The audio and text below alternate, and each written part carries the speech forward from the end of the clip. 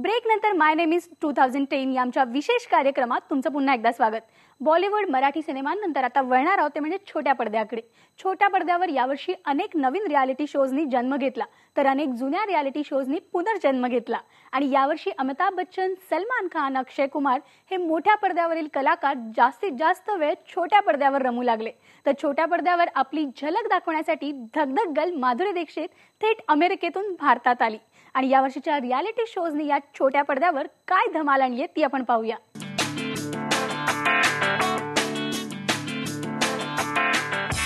छोटा पडदा अनेकांच्या आयुष्यातला अविभाज्य भाग बनलाय. पण 2010 मध्ये चर्चेत होते ते रियालिटी शोज आणि गेम शोज. खर तर हे शोज काही नवे नव्हते, पण तरीही अनेक गोष्टींमुळे ते ग्लॅमरस झाले. कौन बनेगा करोडपती म्हणजेच केबीसीचा आकर्षणाचा भाग म्हणजे अर्थातच बिग बी.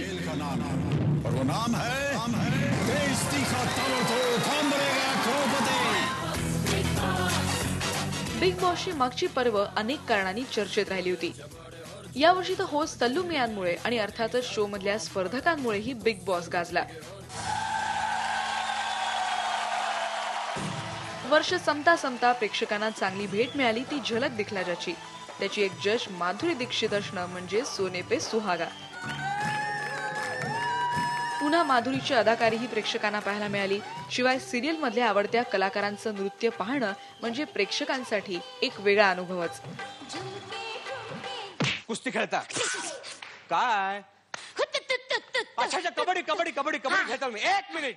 मराठी एंटरटेनमेंट चॅनल्सवरही रियालिटी शो चांगलेच गाजले. अव्वल ठरला तो फू बाय फू. एका वर्षात या शोची 2 पर्व झाली. विनोदाची वेगळी धाटणी समोर आली. अनेक कलाकारांचे सुप्त गुणही या शो मुळे समोर आले. प्रत्येक तोंडासमोर एक मास्तर. झी मराठीवरच्या सारेगमपचा टीआरपी काही कमी झाला नाही. पल्लवी जोशी आणि सारेगमचं एक समीकरण होतं, पण वादविवाद होऊन पल्लवी जोशीनं सारेगमप मधून एक्झिट घेतली. आता हा निर्णय आपल्या जजेसच्या हातातून ईटीव्हीवरच्या गौरव महाराष्ट्राचा या शो मध्ये पल्लवीबाईंची एंट्री झाली. ईटीव्हीला नवं ग्लॅमर मिळालं आणि गौरव महाराष्ट्राचा शोचं तेच आकर्षण ठरलं. सौरभला प्लेबॅक साठी बोलवलेलं आहे. झलक दिखलाजा शोचीच मराठी आवृत्ती म्हणजे एकापेक्षा एक अप्सरा आली शो. त्यात जास्त करून झी मराठीवरच्या मालिकांमधल्या नायिकांना संधी मिळालीय. आपल्या साचेबद्ध भूमिका करून कंटाळलेल्या नायिकांनाही आपलं नृत्य कौशल्य दाखवायला मिळतंय.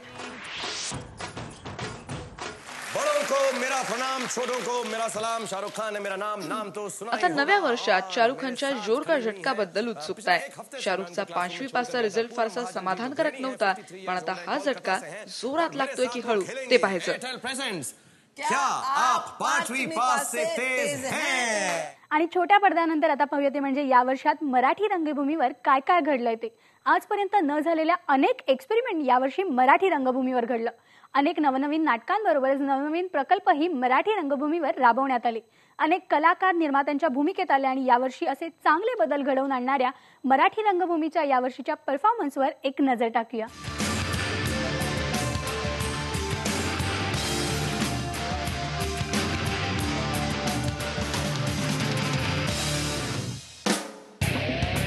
गेल्या अनेक वर्षांची रंगभूमीला आलेली मरगळ मोडीत काढत यावर्षी अनेक चांगल्या नाटकांचा हंगाम आला असं म्हणायला हवं. कारण विनोदी नाटकांसोबतच सगळ्या धाटणीची नाटकं गेल्या वर्षभर रंगभूमीवर आली. पुरुषोत्तम बेर्डे लिखित दिग्दर्शित गांधी विरुद्ध सावरकर सारख्या वेगळ्या पठडीतल्या नाटकांनी वर्षाच्या सुरुवातीलाच एंट्री घेतली आणि इतरांनी परंपरा वर्षभर सुरू ठेवली. त्यात INTचं काटकोन त्रिकोण सारख्या नाटकाला प्रेक्षकांचा हाऊसफुल प्रतिसाद मिळाला. जयंत पवार लिखित अनिल खुटवडे दिग्दर्शित काय डेंजर वारा सुटलाय याला पसंतीची पावती मिळाली. थोडक्यात गुन्हेगारी, जनरेशन गॅप, भ्रष्टाचार अशा वेगवेगळ्या मुद्द्यांना या नाटकांनी हात घातला. अशा अनेक घडामोडी होत असतानाच जागो मोहन प्यारे सारख्या नाटकाने 500 प्रयोगांची संख्या पूर्ण केली, तर एखाद्या संगीत नाटकाने 40 वर्षांनंतर त्यांच्या 300 प्रयोगांचा पल्ला गाठला. नाटकाचं नाव आहे संगीत अवघा रंग एकच झाला. नवीन प्रयोग, नवीन कलाकार, नवीन उपक्रम अशा अनेक गोष्टी या वर्षभरात रंगभूमीने बघितल्या. सुयोगच्या विजय केंकरे दिग्दर्शित वा गुरु सारख्या प्रगल्भ नाटकातून गुरु शिष्याचं अनोखं नातं उलगडून दाखवण्यात आलं.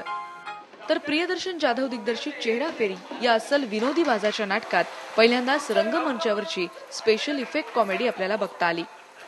बऱ्याच वर्षानंतर व्यावसायिक रंगभूमीकडे परतलेल्या शफाअत खान यांच्या नुकत्याच रंगभूमीवर आलेल्या पोपटपंची या नाटकानं वास्तवातल्या अनेक गोष्टींवर आपल्या मार्मिक विनोदी शैलीत भाष्य केलं. याच वर्षभरात हर्बेरियम प्रयोगानं दाखवून दिलं की चांगलं आणि उत्तम प्रेक्षकांना दिलं तर त्यावर प्रेक्षकाकडून प्रतिसाद मिळतो. या सुबक प्रयत्नाला प्रेक्षकांनी उचलून धरलं. आता वर्षभरात एवढ्या घडामोडी आणि चांगल्या कलाकृती मिळाल्यामुळे वर्षाच्या शेवटच्या महिन्यात आलेल्या एकदंत क्रिएशन्सच्या नवा गडी नवराज्य आणि शाहरुख मांजरसुंभेकर कडून वेगळे आणि वाखाणण्यासारखे प्रयोग झाले. मराठी रंगभूमी पुन्हा एकदा ताजीतवानी होती असं वाटतंय. अर्थात या नव्या वर्षात तशा अपेक्षा ठेवायला हरकत नाही. मनोरंजन विश्वातील प्रत्येक अंगाचा आपण आढावा घेतला. त्यात यावर्षी प्रत्येक ठिकाणी आपल्याला यशाचा चढता आलेख दिसला आणि या यशाचा चढता आलेख मनोरंजन विश्वात 2011 मध्येही राहू अशी अपेक्षा आपण करूयात. तर माय नेम इज 2010 मध्ये आज इतकंच. तुम्हाला सगळ्यांना नववर्षाच्या खूप खूप शुभेच्छा. अचूक बातमी, ठाम मत, पहा फक्त IBN लोकमत.